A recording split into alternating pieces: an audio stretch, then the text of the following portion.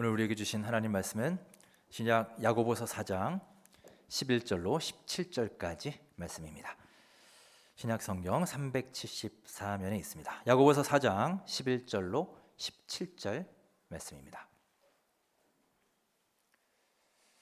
11절부터 17절 우리 한 목소리로 합독하시겠습니다. 형제들아 서로 비방하지 말라. 형제를 비방하는 자나 형제를 판단하는 자는 곧 율법을 비방하고 율법을 판단하는 것이라. 내가 만일 율법을 판단하면 율법의 준행자가 아니요 재판관이로다. 입법자와 재판관은 오직 한 분이시니 능히 구원하기도 하시며 멸하기도 하시느니라. 너는 누구이기에 이웃을 판단하느냐? 들으라. 너희 중에 말하기를 오늘이나 내일이나 우리가 어떤 도시에 가서 거기서 1년을 머물며 장사하여 이익을 보리라 하는 자들아. 내일 일을 너희가 알지 못하는도다. 너희 생명이 무엇이냐? 너희는 잠깐 보이다가 없어지는 안개니라. 너희가 도리어 말하기를 주의 뜻이면 우리가 살기도 하고 이것이나 저것을 하리라 할 것이거늘 이제도 너희가 허탄한 자랑을 하니 그러한 자랑은 다 악한 것이라. 그러므로 사람이 선을 행할 줄 알고도 행하지 아니하면 죄니라. 아멘. 하나님의 말씀입니다. 자, 여러분 반갑습니다. 오늘도 예배하는 우리 모두에게 하나님의 크신 은혜와 사랑이 임하기를 주의 이름으로 축원합니다. 오늘은 글 하나를 소개해 드리면서 오늘 말씀을 시작하겠습니다. 재작년 2020년에 나온 책인데요. 제럴드 시처의 하나님의 뜻이라는 책의 일부입니다. 제가 읽어드리겠습니다. 화면을 보시면서 함께 묵상해 보시기 바랍니다. 지난 49년 내 인생을 돌아보면 하나의 유형이 보인다. 수많은 중간 지점에서 나는 내가 취해야 할 길을 안다고 생각했으나 결국은 뭔가 다른 일을 하게 되었다. 이 다른 뭔가가 결국은 하나님의 뜻이 되었다. 20살 때 나는 의사가 되는 것이 하나님의 뜻이라고 믿었으나 실은 목사가 되었다. 30살 때 나는 목회의 길에 그대로 남으려고 했으나 지금은 대학 교수가 되었다. 40살 때 나는 왕성한 작가가 될 생각이 없었으나 지금 5번째 책인 이 책을 마무리하고 있다. 걸음걸음마다 나는 내 인생을 향한 하나님의 뜻을 안다고 생각했다. 다 아는 줄로만 알았다. 그러나 내 삶은 내 계획대로 풀리지 않았다. 여러분 어떠십니까? 이 작가의 고백이 꼭 우리의 고백, 내 고백 같지 않습니까? 10년 전에, 20년 전에, 30년 전에 여러분은 나중에 지금의 내 모습이 될 거라고 생각하고 계획하셨습니까? 우리는 10년은커녕 당장 내일 무슨 일이 일어날지도 알지 못하는 그런 존재들입니다. 오늘 말씀은 바로 이 내일에 대한 말씀입니다. 오늘 야고보서 본문은 크게 두 부분으로 나눌 수 있습니다. 먼저 11절부터 12절은 다른 사람들, 이웃에 대한 우리의 자세에 대해 말하고 있고요. 뒤에 13절부터는 나 자신에 대한 경고가 나옵니다. 자, 먼저 우리 13절 말씀을 함께 읽겠습니다. 13절 시작. 들으라. 너희 중에 말하기를 오늘이나 내일이나 우리가 어떤 도시에 가서 거기서 1년을 머물며 장사하여 이익을 보리라 하는 자들아. 아멘. 들으라 라는 말로 시작합니다. 들으라. 내가 지금부터 말할 테니 내 말을 잘 들어라 라는 것이죠. 그러면 당연히 듣는 대상이 있겠죠. 자, 이 말이 누구에게 하는 말일까요? 바로 뒤에 보시면 그 대상이 나옵니다. 어떤 도시에 가서 거기서 1년을 머물며 장사하여 이익을 보리라 하는 자들아. 굉장히 구체적으로 나와 있죠. 즉, 이 말은 장사를 시작하는 사람에게 하는 말이에요. 자, 사업을 시작하려고 합니다. 얼마나 꿈에 부풀어 있겠습니까? 얼마나 철저하게 계획하고 준비했겠어요. 시장 조사도 많이 하지 않았겠습니까? 그런데 하나님이 말씀하십니다. 들으라는 거예요. 많은 조사를 하고 많은 계획을 하고 미래에 대해 꿈을 꾸고 있는 너희들아, 내 말을 들어라 말씀하십니다. 자, 그러면 무엇을 들으라고 하시는 걸까요? 자, 14절을 함께 읽으며 그 내용을 살펴봅니다. 14절 시작. 내일 일을 너희가 알지 못하는도다. 너희 생명이 무엇이냐? 너희는 잠깐 보이다가 없어지는 안개니라. 아멘. 들으라 말씀하신 후에 가장 먼저 하시는 말씀이 무엇입니까? 내일 일을 너희가 알지 못하는도다 라는 얘기입니다. 즉 내일은 너희의 것이 아니다라는 거예요. 이 사실을 너희가 들어야 한다라고 당부하십니다. 참으로 여러분, 요즘 우리가 뼈저리게 느끼지 않습니까? 하루에도 얼마나 많은 사건 사고들이 우리 주변에서 터지고 있습니까? 정말 내일 우리가 안전하게 건강한 모습으로 살 수 있을지 어느 누가 확신하고 보장할 수 있겠습니까? 그러니 여러분, 내일은 내 것이 아니라 하나님의 것이라는 것을 기억하시기 바랍니다.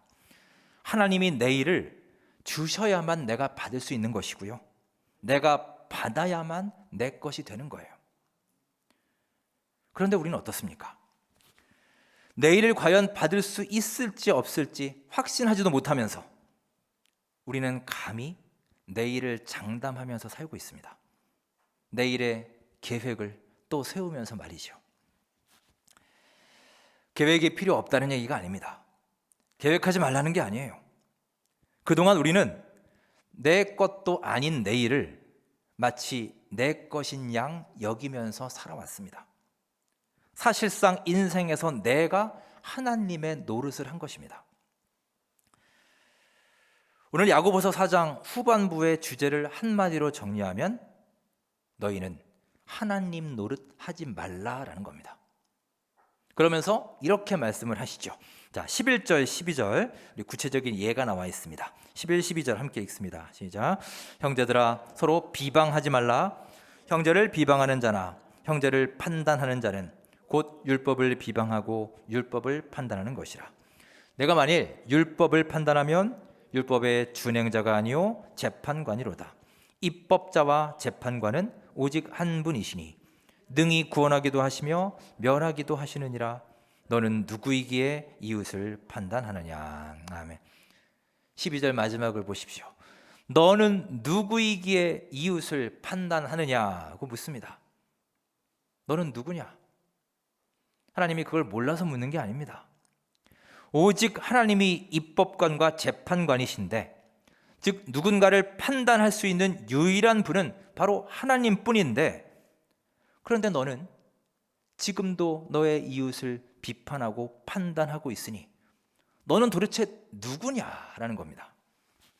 넌 누구길래 그렇게 네가 하나님 노릇을 하고 있느냐라는 물음이죠. 그리고 더 이상 너는 다른 사람의 인생에 하나님 노릇하지 말아라 하는 말씀입니다. 이어서 13절부터는 너의 인생에서도, 너 자신의 인생에서도 그렇게 하나님 노릇하지 말아라. 내일이 너의 것이 아닌데 마치 너의 것인 것처럼 그렇게 네가 주인인 것처럼 살지 말라는 말씀입니다. 창세기 50장에 보시면 요셉의 형제들이 요셉을 찾아옵니다. 그들의 아버지가 죽은 다음에 형들은 걱정이 되기 시작했습니다. 왜냐? 옛날에 자기들이 요셉에게 한 짓들이 있죠. 그 잘못들이 있어요. 혹시나 요셉이 그걸 다 기억하고 속에 담아두었다가 이제 복수를 하지는 않을까 걱정이 된 거예요. 그때 요셉이 형들에게 말합니다. 자, 뭐라고 말을 하는지 우리 50장 19절 화면을 보시고 함께 읽겠습니다. 잘 보십시오. 시작. 요셉이 그들에게 이르되 두려워하지 마소서, 내가 하나님을 대신하리이까. 두려워하지 마시오, 염려하지 마십시오 한 다음에 뭐라고 하나요? 내가 하나님을 대신하리이까 라고 말합니다. 내가 하나님을 대신하기라도 하겠습니까? 다시 말하면 대신할 수 없다는 말이죠. 영어 성경에는 이 구절을 이렇게 번역합니다. 자, 화면 보시면 Am I in the place of God? 직역하면 내가 하나님의 위치에, 내가 하나님의 자리에 있습니까? 감히, 이런 뜻이에요. 있을 수 없다는 것이죠. 그런데 여러분, 사실은 우리가 살면서 하나님의 자리에 서 있을 때가 얼마나 많은지 모릅니다. 하나님만 계셔야 될 그 판단의 자리에 우리가 올라가서 우리는 수시로 남들을 비판하고 판단하며 살고 있어요.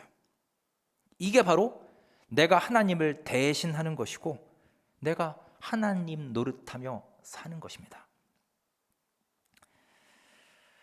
한 해를 시작하는 지금 우리 모두 이러한 하나님의 자리에서, 판단과 비판의 자리에서 속히 내려오도록 우리 주님 앞에서 결단할 수 있기를 간절히 소망합니다.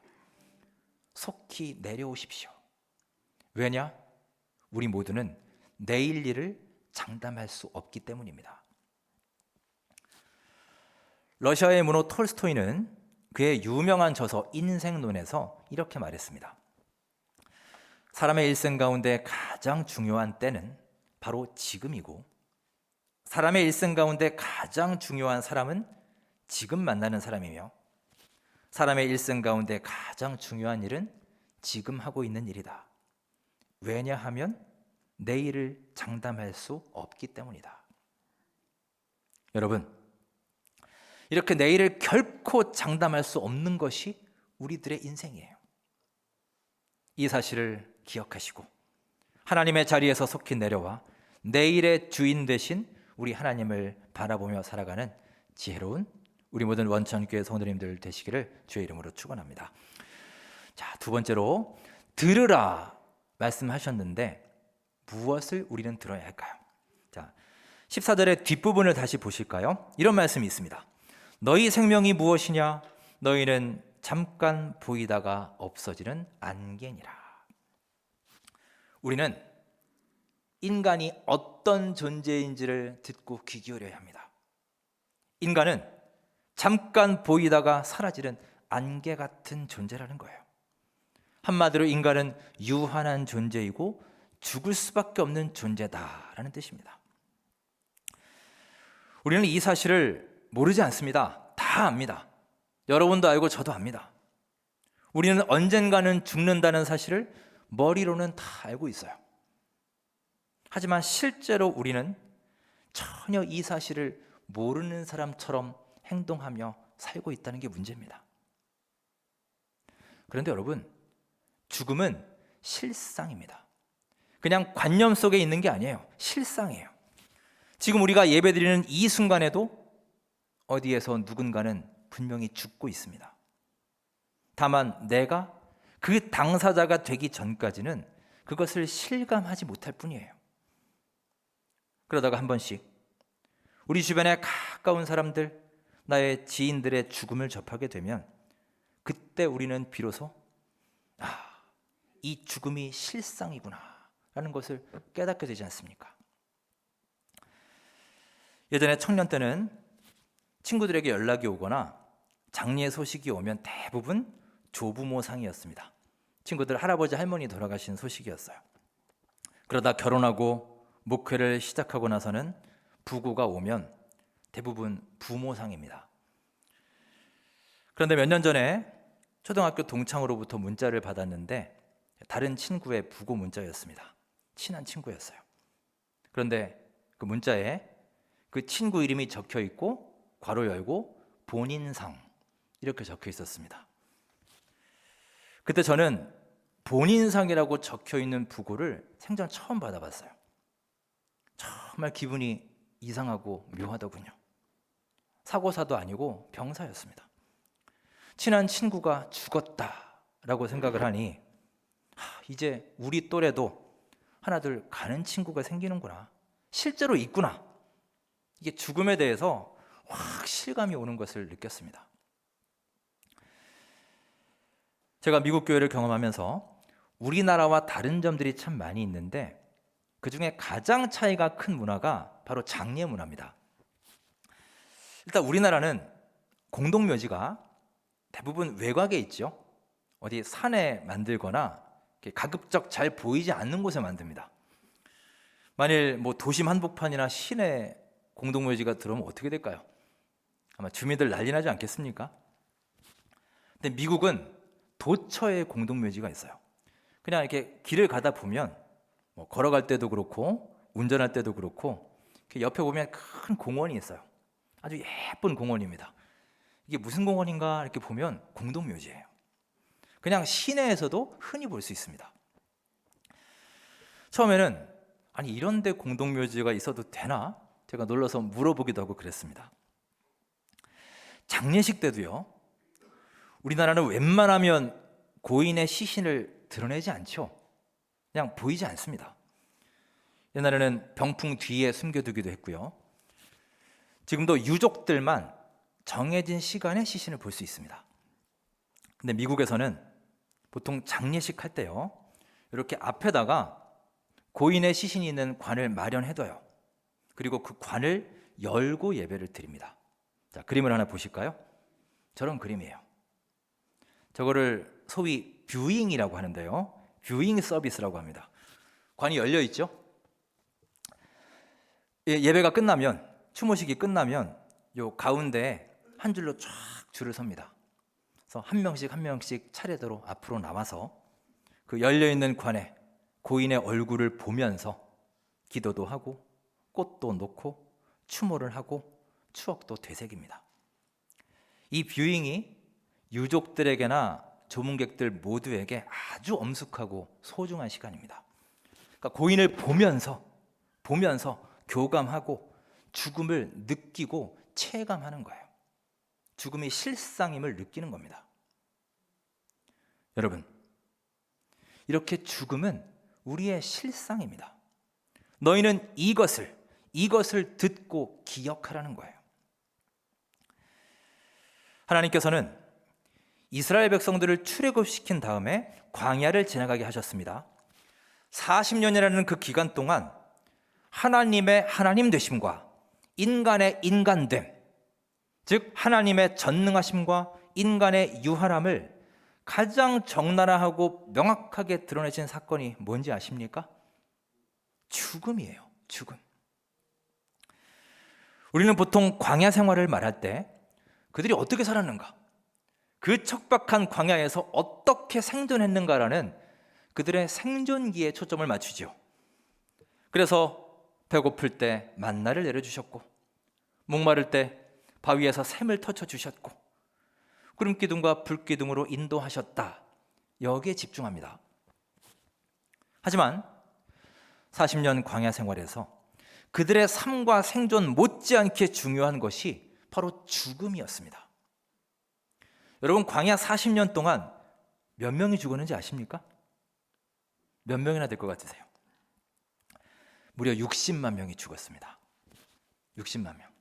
네, 별로 안 놀라시네요. 이렇게 한번 따져볼까요? 40년 동안 60만 명이 죽었어요. 그럼 40으로 나누면 매년 15,000명이 죽은 겁니다. 네, 그래도 안 놀라시네요. 그럼 일별로 따져볼까요? 다시 365로 나누면 하루에 약 40명씩 죽은 거예요. 좀 실감이 되십니까? 매일 그 그룹에서 40명씩 죽어나간다고 생각해 보십시오. 즉 이스라엘의 40년 광야 생활은 매일 40명씩 죽고 매일 40건의 장례식을 치른 그런 여정이었던 거예요.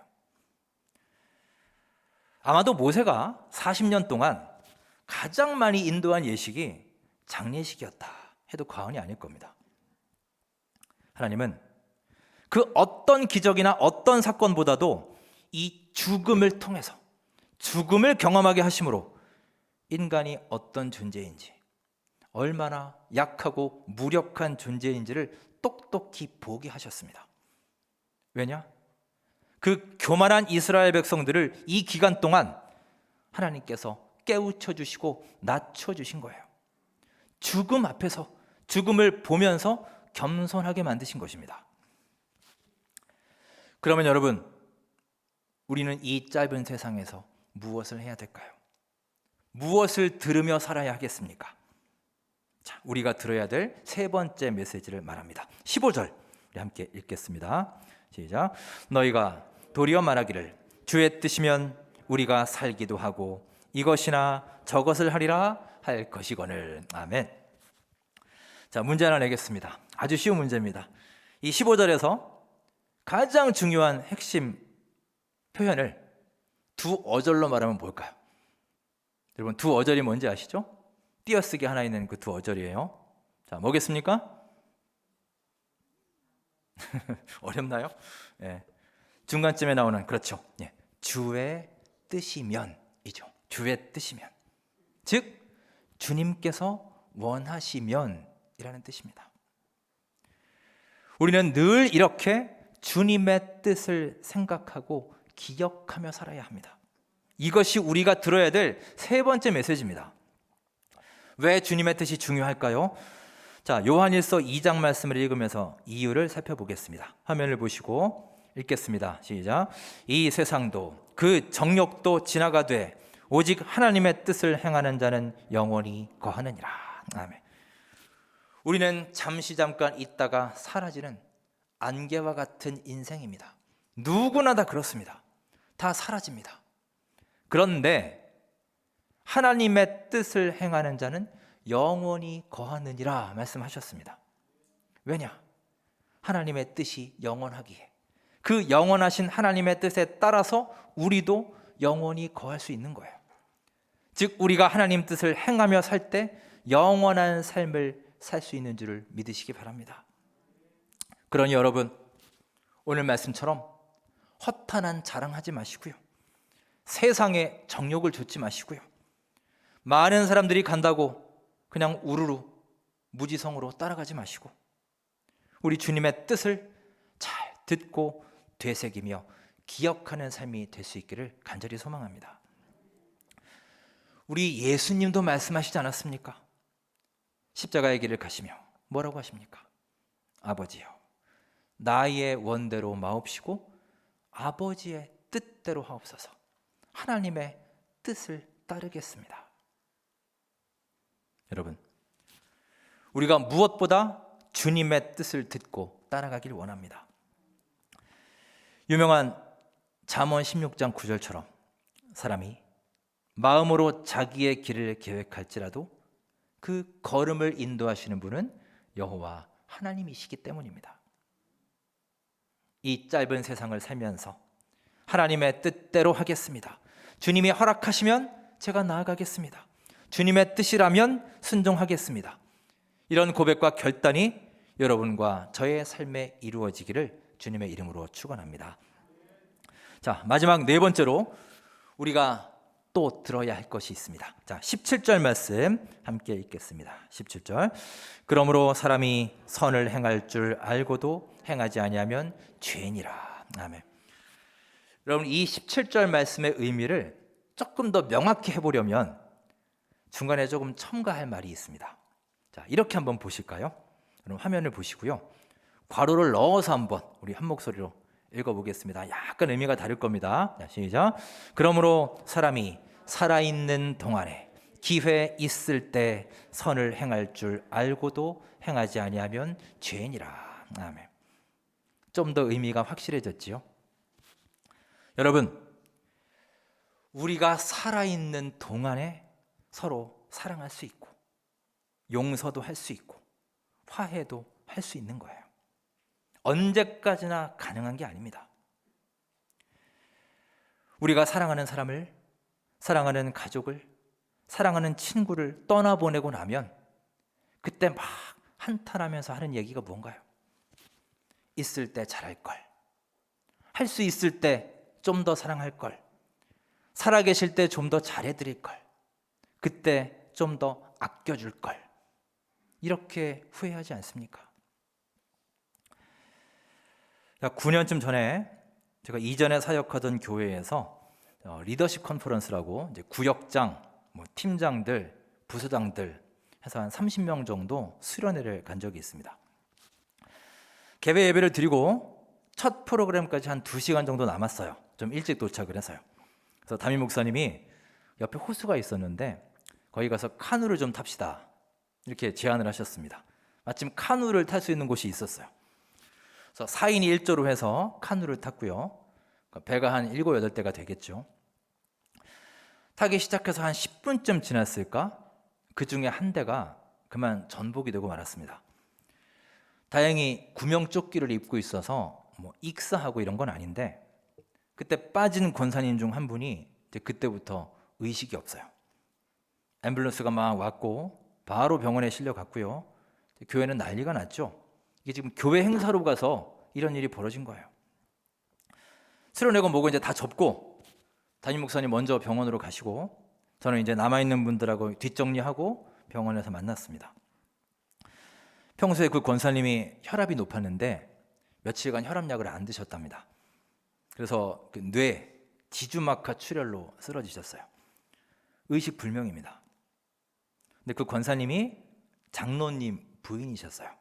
그리고 그 수련회에 두 분이 같이 오셨습니다. 누워있는 권사님 옆에서 이제 장로님이 펑펑 우시는데, 물론 아내가 그런 상황이 되었으니 충분히 그럴 수 있죠. 그런데 조금 후에 장로님이 이런 말씀을 하십니다. 사실 며칠 전에 두 분이 좀 크게 싸우셨답니다. 그래서 서로 며칠 동안 말도 안 하고 그냥 서로 보기 싫어서 수련회도 안 가려고 하다가 그러면 교회에 덕이 안 될 것 같아서 오신 거예요. 그래서 그날도 집에서 교회 오실 때도 다른 차 타고 왔고요. 따로따로 왔고, 교회에서 수련회장 갈 때도 다른 차 타고 갔고, 카누 탈 때도 일부러 다른 배를 탄 거예요. 그런데 이런 일이 일어난 겁니다. 그러니 그 장로님 마음이 어떻겠습니까? 그 아내에 대한, 권사님에 대한 마지막 기억이 내가 막 화내고 짜증내고 싸울 때 그 모습이잖아요. 그러니까 당신 때문에 돌아가신 게 아니라 할지라도 얼마나 미안하겠습니까? 그게 너무 마음에 걸려서 계속 옆에서 우십니다. 여보 미안해. 내가 진심으로 사과할 테니 딱 한 번만 깨어나줘. 그렇게 소리치면서 우시던 모습이 생각이 납니다. 결국 권사님은 3일 동안 단 한 번도 의식이 돌아오지 못하고 결국 그렇게 돌아가셨어요. 여러분, 이것이 꼭 남의 얘기가 아닐 것입니다. 기억하십시오. 살아있는 동안에, 기회 있는 동안에 선을 행할 줄 알고도 행하지 아니하면 죄인이라. 우리는 서로 사랑해야 한다는 것을 다 압니다. 하지만 행하지 않죠. 용서해야 한다는 것 알고 있습니다. 하지만 용서하지 않습니다. 내 잘못 인정하고 화해의 손을 내밀어야 한다는 것 너무나 잘 알지만 여전히 우리는 행하지 않습니다. 우리가 모르는 것이 아니에요. 그런데 17절을 보십시오. 알고도 행하지 아니하면 뭔가요? 죄인이라. 여러분, 안개처럼 사라질 우리 인생에서 절대 미루지 마십시오. 지금 사랑하십시오. 지금 내가 살아있고, 지금 그 사람이 살아있고, 지금 나에게 기회가 주어졌을 때 사랑도 하시고, 사과도 하시고, 용서도 하시고, 감사하고 화해하시기 바랍니다. 기도도 마찬가지입니다. 봉사도 마찬가지입니다. 할 수 있을 때, 기회가 있을 때 결단하시기 바랍니다. 여러분, 내일은 우리의 것이 아닙니다. 내 것이 아니에요. 나에게 내일이 언제까지 주어질지 아무도 확신할 수 없습니다. 내일은 우리 하나님의 것이고 내일의 주인은 바로 하나님이시기 때문입니다. 그 하나님을 바라보며 오늘도 주어진 이 하루를 아름답고 충실하게 살아가는 우리 모든 원천교회 성도님들 되시기를 주님의 이름으로 축원합니다. 기도하겠습니다. 하루하루 우리를 지키시고 보호하시는 하나님, 우리에게 귀한 하루를 허락하시니 진심으로 감사합니다. 안개 같은 우리 인생에서 내일은 나의 것이 아니라 하나님의 것임을 믿습니다. 또한 하나님께서 내일의 주인이 되심을 믿고 주님의 뜻을 따라 기회 있을 때, 할 수 있을 때, 살아 있을 때 사랑과 용서와 선행을 베풀 수 있는 지혜로운 주의 백성들이 되게 하옵소서. 오늘도 주어진 이 하루를 감사와 순종으로 살아가게 하옵소서. 예수님의 이름으로 기도드립니다. 아멘.